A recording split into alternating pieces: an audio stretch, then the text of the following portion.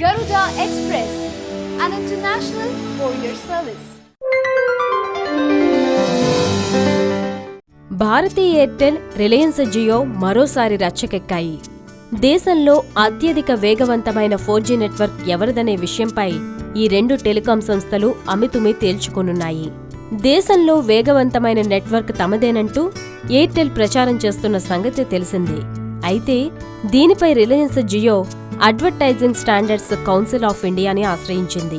తమపై ప్రభావం చూపుతున్న ఆ ఎయిర్టెల్ యాడ్ను వెంటనే ఆపేయాలని ఏఎస్సీఐని జియో కోరింది. అలాగే బ్రాడ్బాండ్ టెస్టింగ్ కంపెనీ వూక్లాకు కూడా జియో లీగల్ నోటీస్ పంపింది. భారత్లో ఎయిర్టెల్ వేగవంతమైన నెట్వర్క్ అనే రేటింగ్ ఇచ్చిన కంపెనీ ఇదే.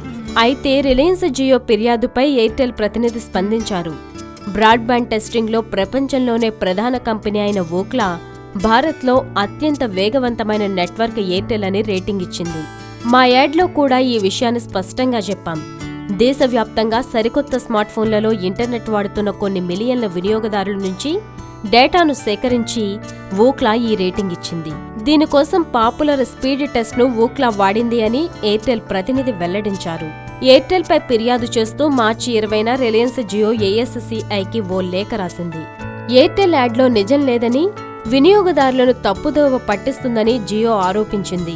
మొబైల్ ఇంటర్నెట్ వేగాన్ని కొలిచిన పద్ధతి కూడా తప్పుల తడకాగా ఉందని పరోక్షంగా వూక్లాను Jio నిందించింది.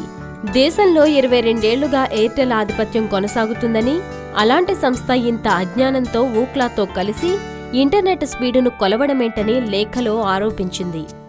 Hi yo-yo viewers, subscribe చేసేటప్పుడు అక్కడ ఉండే గంట సింబల్ను ప్రెస్ చేయడం మర్చిపోవద్దు.